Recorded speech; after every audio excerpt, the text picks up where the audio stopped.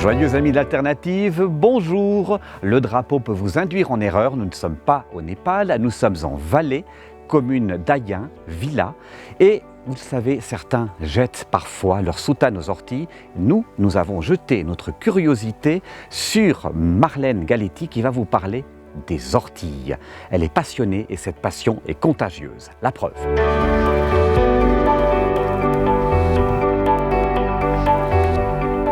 Marlène, on a fait une balade en ville ensemble. Ouais. C'était assez surprenant parce que les premières plantes sur lesquelles tu as flashé, c'était les orties. Et tu as dit, je ne fais pas de balade si j'ai pas d'ortie. On en a plein en face de nous. Pourquoi tu l'aimes autant, cette ortie? Parce qu'elle est merveilleuse. Elle est tout simplement merveilleuse. Il y a plein de gens, je ne sais pas, est-ce que tu l'aimes ou tu l'aimes pas? Je la connais pas, donc je dois décider avant. Spontanément, comme c'est quelque chose qui est rejeté, ça m'intéresse. Ouais, mais elle n'est pas aimée parce qu'elle pique et puis qu'après ça nous gratte et puis ça peut gratter fort. Hein. Il y a des gens qui sont plus sensibles que d'autres. Donc les acides qui viennent juste en sous-cutané, là, ça peut faire de l'urticaire, d'où son nom, urtica dioica. Hein, ça veut dire que ça gratte. Quoi. Bon, on m'a dit que pour pas que ça gratte, il faut retenir sa respiration quand on la prend. C'est vrai ça? Alors il y a des gens chez qui ça marche, mais je crois que c'est plus dans l'intention. Hein, c'est pas garanti.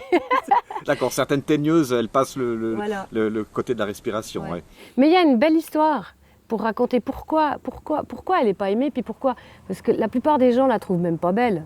Je ne sais pas quand tu as vu le tas d'orties qu'il y avait le long du mur, si tu as trouvé ça beau. Moi, j'arrive à trouver ça beau, mais bon, je suis peut-être pas faite comme tout le monde. Tu n'es pas faite comme tout le monde, je confirme. Ah bon? Mais il y a une jolie histoire, parce qu'en fait, l'ortie, il y a très très très longtemps, elle était magnifique. Elle avait des belles fleurs avec des couleurs merveilleuses et tout. Et puis, en fait, c'est une plante qui contient beaucoup de flavonoïdes. Et les flavonoïdes, c'est ce qui donne les couleurs aux plantes en général. Hein. C'est une des molécules qui donne la couleur aux plantes.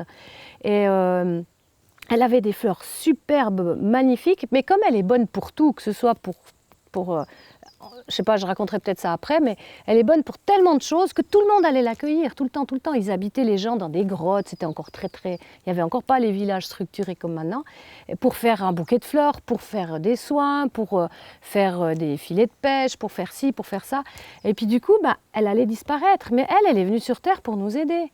Donc elle s'est dit, il y a un gros problème là, je vais disparaître, tout le monde me cueille tout le temps. Quoi. Alors, elle est montée, aller voir le grand Manitou, pour lui demander, mais est-ce que tu peux m'aider? Parce que là, moi, je ne sais plus quoi faire avec ces êtres humains. Ils me cueillent tout le temps et je vais disparaître. Je ne peux même plus faire les graines. Alors, on sait bien qu'il a toujours des bonnes idées. Hein. Donc, il s'est dit, bon, il a réfléchi un petit peu, puis il a dit, bon, on va arranger ça. On va t'enlever ces jolies fleurs, on va te mettre des poils partout, tu vas être un peu reboutante. Et puis comme ça, il n'y a plus que ceux qui te connaissent vraiment qui vont t'apprécier. Et puis du coup, elle est redescendue sur Terre et puis elle s'est transformée. Hein, elle est restée en groupe souvent et tout, avec plein de poils qui piquent et tout ça. Et puis du coup, elle est devenue un petit peu la mal-aimée pour ceux qui ne la connaissaient pas. Et quand on apprend à bien la connaître, comme c'est ton cas... On peut que l'aimer. Alors, on peut l'aimer sur plein d'aspects. Là, devant toi, il y a un bol. Ouais. On a bu une tisane d'ortie. Tu l'as fait comment, cette tisane tout simplement... Alors, les tisanes, il y a deux manières de la faire. Il y a la manière rapide, quand on est pressé. On peut mettre juste déjà comme ça suffit. Hein, pour un pot, moi, je mettrais juste une petite poignée dans un pot. Et puis, on met de l'eau chaude dessus. Pas trop chaude quand même. Hein, faut pas du 100 degrés, mais du 80 à peu près, 75-80, c'est le mieux, comme pour le thé. Et puis, après, on laisse infuser. Combien de temps? 5 minutes. 5 minutes? 5 minutes, ça suffit. Et c'est bon, on peut boire? Mais oui, il y a même, une fois, je suis arrivée dans un restaurant à Champéry et j'aime pas le thé Lipton parce que je trouve qu'il n'est pas bon, au goût déjà. Et puis j'ai demandé s'il y avait des tisanes.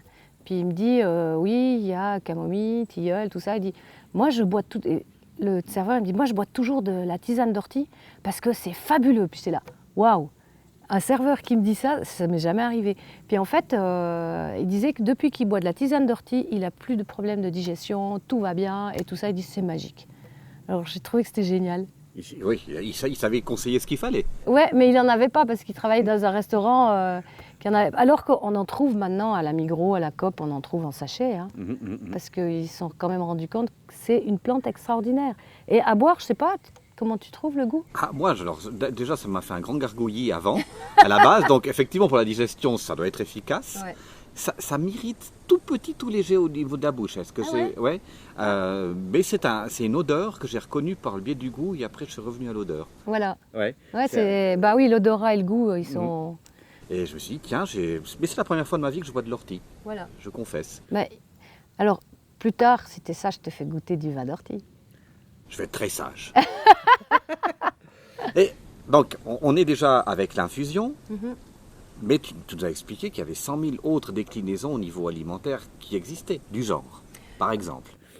La polenta aux orties, par exemple. Alors, on peut faire ça. Mais bien sûr, on peut tout faire avec l'ortie. Oui, mais alors on va décliner. Tout faire. On va faire. Alors, la polenta aux orties, c'est une polenta normale dans laquelle tu coupes des petits bouts d'ortie. Alors, personnellement, moi, j'ébouillante les orties. Et puis après, juste un petit coup, hein, juste les blanchir, comme on dit. Et puis après, je les hache. Et puis j'aime bien, parce que je trouve que c'est beau à l'œil, de faire une couche de polenta, une couche d'ortie, dans laquelle je mets un petit peu de paprika, du sel. Des fois je mets un peu de cumin, des petites. Elle porte bien les épices, hein, c'est une bonne porteuse d'épices. Et puis, ou bien même, on peut même mettre du curry, hein, à la limite. Mais avec la polenta, j'aime bien un petit peu de cumin. Et puis, ou du fenouil, par exemple. Et puis après, je remets une couche de polenta dessus. Et puis, bien sûr, du fromage. Quand même. Et puis comme ça fait, après, quand tu coupes les parts, ça fait super joli parce que tu as le jaune, orange, vert, parce que c'est une plante qui contient tellement de chlorophylle qu'elle reste vert, un vert intense. Et puis de nouveau, la polenta dessous, c'est super beau. Avec ça, tu rajoutes une petite sauce tomate, comme ça tu mets du rouge, c'est juste magnifique. Wow. On peut manger déjà avec les yeux. Oui. Et puis après, avec le goût, c'est super bon. La polenta et l'ortie, ça se marie super bien ensemble. Et ça, je ne l'ai jamais vu sur une carte, par exemple. Alors, non, parce que tu n'es pas venu quand je faisais les hortifolies. Dans ces hortifolies, justement, il y avait de la polenta. Il y avait quoi alors? On fait le menu. Alors, j'en ai fait plusieurs, donc il y a eu plusieurs parce que j'essaye. Alors, j'ai pris des recettes qui existaient déjà, mais après, j'en invente aussi, donc c'est un mélange de tout ça. Il y a la soupe. Alors, la soupe, si j'avais pas fait la polenta aux orties, j'aime bien faire la soupe avec la polenta. Parce que ça se marie bien aussi. Puis la polenta, elle va donner un petit peu de corps à la soupe. Mais autrement, on peut faire un velouté, par exemple, avec l'ortie, avec un peu de crème, tout, c'est super bon. Et puis après, il y avait... En entrée, j'aimais bien faire un espèce de cake ortillé, si tu veux, un espèce de cake avec, par exemple, du millet, de l'ortie, de la purée d'amande, enfin, toi, des trucs... J'ai essayé de faire végétarien parce que là, il y a tellement de protéines qu'on n'a pas besoin de prendre de la viande.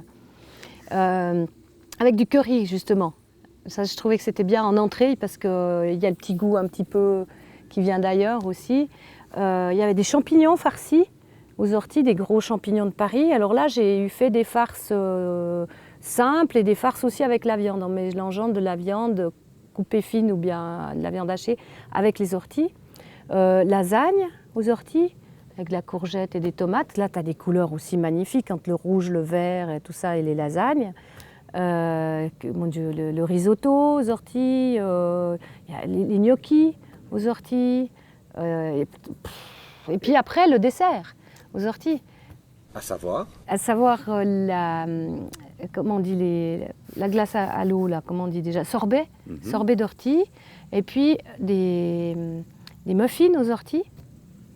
Mais là, tu équilibres, tu mets un peu de sucre, tu mets... bien sûr, mais l'ortie, elle se cuisine autant salée que sucrée, c'est ça qui est extraordinaire. Donc on peut même faire du vinaigre, de l'alcool, du vin d'ortie, et puis en muffin. Alors ça, c'est une de mes recettes que j'ai inventées quand même.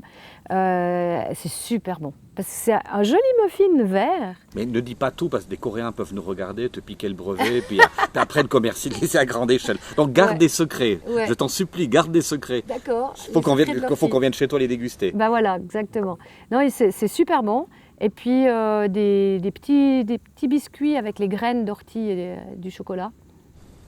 L'avantage de tout ça, l'ortie, on l'a quasiment toute l'année. Ben oui, parce qu'au printemps, elle pousse, elle est toute tendre, elle est toute merveilleuse. Justement, là, c'est la cure d'ortie. Avant, nos aïeux, ils faisaient toujours, en tout cas, 3 semaines où ils mangeaient tout le temps des orties. Déjà, parce qu'au sortir de l'hiver, ils n'avaient plus grand-chose à la cave, ils n'avaient pas de congélateur et de magasin à côté. Donc, il y avait déjà ce côté-là. C'était pratique, ça poussait partout. Parce qu'ils étaient tous quand même plus ou moins agriculteurs. Donc comme c'est lié à l'agriculteur, il y avait toujours des orties. Et puis c'est très reminéralisant, ça nettoie le sang, il y a beaucoup de protéines. Donc au printemps, c'est l'idéal pour nettoyer. L'hiver, on mange toujours un peu plus gras, un peu plus lourd. Bon, on Donc, fait comme les marmottes, quoi. On stocke, on est ouais, dans notre trou, notre chalet, et puis voilà. Exactement. Donc de manger justement de la dandelion, de l'ortie et tout ça, ça nettoie. Ça nettoie le foie, ça nettoie le sang. La dandelion nettoyera plus le foie, l'ortie plus... c'est un reminéralisant aussi. Donc c'est extraordinaire. Et puis après, si on la fauche régulièrement, on a toujours des orties jeunes. Parce que si elle monte en graines, elle devient très vite rigide. Hein, là, on utilise ces fibres pour faire... C'est là où, oui, c'est une autre dimension. Voilà. Là, on utilise les fibres pour faire des cordes, pour faire... les Hollandais utilisaient énormément l'ortie. C'était un de leurs gros commerces pour faire les fils de pêche. Ça a été fait tout en ortie à l'époque. Avant qu'il y ait le nylon, avant qu'il y ait toutes ces... L'avantage, c'est que je pense que les requins, ils préféraient les fils de pêche en ortie qu'en nylon. Je sais pas, on n'aura pas demandé, mais... Je suis quasi sûre. Et il y a eu aussi beaucoup de... Les fibres ont été utilisées pour faire les tissus aussi. Oui, ça a été abandonné au début du XXe siècle, mais on faisait des habits avec ça. Des habits, exactement, et des habits inusables. Ah ouais, c'est peut-être ça le problème. Voilà, ça ne fait pas marcher le commerce. Ça revient maintenant. Oui. Hein. J'en ai vu en Bretagne, j'en ai vu en Italie. Dans le sud de la France dans le aussi, sud de la et puis en France. Suisse allemande, ça commence aussi. L'avantage de ça, c'est que ça pousse bien, ça demande peu d'eau et c'est inutilisable. Voilà. Et puis en plus, on coupe et ça revient, quoi. C'est génial, parce que là maintenant, quand on se promène, on en voit qui sont complètement déjà arrivés à bout de souffle, quoi. Il y en a qui sont complètement en graines, ça dépend quand ça a été fauché. Et puis il y en a qui sont encore toutes jolies, celles qui sont fauchées régulièrement, elles sont jolies, donc on peut se servir. Et c'est facile de les reconnaître, ça pique, c'est bon. Et on risque pas de se tromper, quoi. On risque pas de partir avec autre chose. Si tu passes dedans en short, tu sais tout de suite que c'est des orties. Alors, le test pour savoir si c'est vraiment des orties qu'on peut consommer par la suite, on peut soigner l'ortie par l'ortie. Tiens, Oui. si on se fait piquer par l'ortie, est-ce qu'après on peut faire un petit remède avec l'ortie qu'on passe Alors, dessus? vaut mieux prendre une autre plante comme le plantain ou le rumex, l'oseille, parce que ça c'est acide, c'est mieux. Hein, ça soigne les piqûres d'ortie. Le plantain, on peut prendre une feuille de plantain, on l'écrase et puis on met sur la piqûre d'ortie et puis ça soigne. Il y a toujours ce qu'il faut à côté. Donc, avec toi, on peut faire en fait une balade 100% ortie pour tout apprendre. Oui. On vient te trouver, on dit moi je veux un spécial... Une journée spéciale ortie. Un trek spécial ortie du côté du Valais. Tu te débrouilles, tu vas trouver tous les sentiers qu'il faut pour ça. Oui, que ce soit Valais, Fribourg, partout où il y a eu de l'agriculture, du bétail et tout ça. L'ortie est universelle et ne connaît pas les frontières. Elle n'aime pas tellement les frontières. Elle aime les humains et elle est toujours derrière nous pour nous aider. Et il n'y a aucune région que tu connais où il n'y en a pas? Alors sur l'Amérique du Nord. Ok. Et là, alors maintenant, elle est un petit peu, vu qu'il y a tellement de brassage avec la mondialisation, elle a une tendance à aller partout. Mais en Amérique du Nord, Québec, tout ça, j'en ai pas vu. Mais au Népal, par exemple, en Asie, ils ont une espèce d'ortie qui est grande, avec des grandes feuilles comme ça. Et justement, les Népalais adorent raconter cette histoire où ils sont morts de rire, parce qu'ils sont très joyeux généralement, où ils avaient en trek un groupe qui était avec des Américains justement qui voulaient aller faire leurs besoins, puis ils leur ont dit tu vas dans la nature puis tu prends des feuilles et puis tu t'essuies avec les feuilles.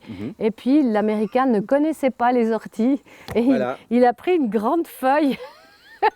Donc il a couru parce que ça le brûlait et tout, puis tous les Népalais étaient morts de rire. Et il a fini à l'hôpital? Non. Ouais, non. Alors voilà, au moins une histoire qui finit bien. Voilà. Pour l'ortie comme pour le... Mais l'ortie népalaise, quand on voit ces petits poils là qui piquent, on voit vraiment, on n'a pas envie de s'y frotter. Hein. Il y a une littérature pour les personnes plus cérébrales qu'on peut leur dire, voilà, sois rassuré, tu lis ça et tu comprendras tout. Oui, il y a plein de livres, il y a les anciens écrits des grands maîtres herboristes comme Cazin, comme Liotagui, tout ça, ils ont tous écrit sur les orties. On trouve plein de choses sur les orties. Donc en résumé, si on veut se balader et faire un trek spécial ortie, c'est avec toi. Et puis sinon, on se débrouille. Il suffit d'avoir d'autres mots de recherche. Il y a sur d'autres gens Internet. aussi qui aiment l'ortie. En Ouais. France, il y a même une confrérie de La confrérie l'ortie. d'ortie aussi. Il y a une fête de l'ortie aussi. Mais oui, parce qu'elle s'utilise autant pour les jardins, pour améliorer l'état des graines, améliorer l'état du jardin, que pour améliorer tellement de choses. Elle s'utilise à toutes les sauces, J'essaie quoi. d'imaginer ce que ça doit être une cérémonie d'intronisation dans une confrérie de l'ortie. Ça me fait un peu peur. Mais je garderai mes pensées pour moi. Voilà. Ouais. Ouais. Bah, Marlène, je te remercie beaucoup pour ce survol, parce qu'on insiste bien que pour approfondir tout ça, c'est une démarche personnelle et des contacts qu'on peut trouver à la fin de cette vidéo. Et puis, je pense qu'on va recommencer avec une autre plante que tu aimes. Ah bah, Du il y en a style. plein, Allez, mais je les aime dis-nous, toutes. Ouais, mais ça, c'est ta chouchoute, une de tes chouchoutes, une deuxième, qu'on sache que de quoi sera composé le Bah, je sais pas, il y a par exemple le plantain, le calendula, l'arnica, l'argousier, le fenouil. Il y a des... On va se donner rendez-vous pour le plantain, deuxième épisode, ça te va? D'accord. Ok, Ça merci. marche. Santé. Santé.